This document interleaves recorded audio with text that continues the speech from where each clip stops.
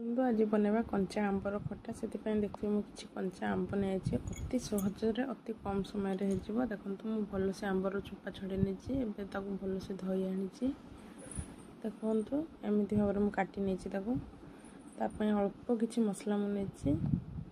ସୋରିଷ, ଧଳା ସୋରିଷ, ପିଆଜ, ଅଳ୍ପ କିଛି ରସୁଣ।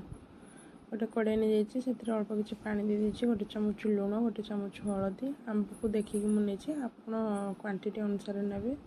ଏବେ ଦେଖନ୍ତୁ ପାଣି ଫୁଟି ଆସିଲା ପରେ ମୁଁ ସେ ଆମ୍ବକୁ ସବୁ ଦେଇ ନେଉଛି।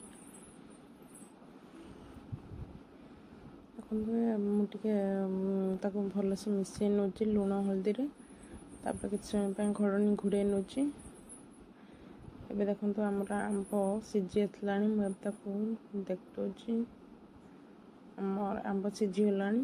ଏବେ ତାକୁ ମୁଁ କାଢ଼ି ଆଣୁଛି। ଦେଖନ୍ତୁ ଏବେ ମୁଁ ତାକୁ ପାଣିରୁ ଅଲଗା କରିଦେଲି, କାରଣ ବେଳେବେଳେ ଆମ୍ବର ପାଣିଟା କଷା ଲାଗିଥାଏ। ସେଥିପାଇଁ ମୁଁ ସେ ପାଣିକୁ ଖୋଲି ନେଇଛି। ଏବେ ଅଳ୍ପ କିଛି ସୋରିଷ ତେଲ ଦେଇଦେଇଛି।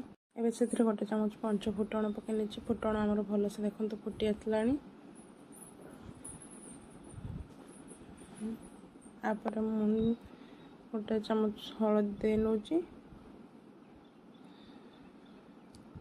ଫୁଟଣକୁ ଭଲସେ ଫୁଟିବା ପର୍ଯ୍ୟନ୍ତ ମୁଁ ତାକୁ ଛାଡ଼ି ଦେଇଛି। ଫୁଟିଲେ ହିଁ ଖଟାର ବାସ୍ନାଟା ଅଧିକ ଭଲ ହେବ। ଆମର ଫୁଟଣ ଫୁଟିଗଲାଣି। ଏବେ ମୁଁ ଗୋଟେ ଚାମଚ ହଳଦୀ ମିଶାଇ ନେଉଛି। ଏବେ ସେ ବାଟି ରଖିଥିବା ମସଲାକୁ ମୁଁ ଦେଇ ନେଉଛି। ତାକୁ ଲୋ ଫ୍ଲେମ୍ରେ ହିଁ ମୁଁ କଷିବି, କାରଣ ସୋରିଷ ଆମର ପଡ଼ିଗଲେ ପିତା ଲାଗିବ। ସେଥିପାଇଁ ମୁଁ ତାକୁ ଲୋ ଫ୍ଲେମ୍ରେ କଷୁଛି। ଦେଖନ୍ତୁ କିଛି କାଶ୍ମୀରୀ ଚିଲି ଦେଇଦେଇଛି। ସେଇଟା ଅପସନାଲ୍ ଅଛି, ଆପଣ ଚାହିଁଲେ ଦେଇପାରିବେ, ଚାହିଁଲେ ବି ନ ଦେଇପାରିବେ। ଦେଖନ୍ତୁ ଭଲସେ ମୁଁ ମସଲାକୁ କଷି ନେଉଛି। ଦେଖନ୍ତୁ ମସଲାରେ ଆମର ତେଲ ଛାଡ଼ି ଆସିଲାଣି। ଆଉ ଗୋଟେ ଚାମଚ ଲୁଣ ମୁଁ ଦେଇ ଦେଉଛି। ଏବେ ତାକୁ ଆଉ ଥରେ ମୁଁ ଟିକେ ମିଶାଇ ନେଉଛି। ଦେଖନ୍ତୁ ମସଲା ଆମର ଭଲସେ ହେଇଗଲାଣି। ମୁଁ ଯେହେତୁ ଆମ୍ବରେ ପାଣି ସବୁ କାଢ଼ି ଦେଇଥିଲି, ସେଥିପାଇଁ ଅଳ୍ପ କିଛି ପାଣି ମୁଁ ନେଇ ନେଉଛି। ସେ ଆମ୍ବକୁ ଏ ସାଙ୍ଗରେ ମିଶାଇ ଦେବି। ଆମ୍ବକୁ ପକାଇ ମୁଁ ଭଲସେ ମିଶାଇ ନେଉଛି। ସେ ଲୋ ଫ୍ଲେମ୍ରେ ହିଁ କରିବା, ନହେଲେ ଆମର ମସଲା ସବୁ ପଡ଼ିଯିବ।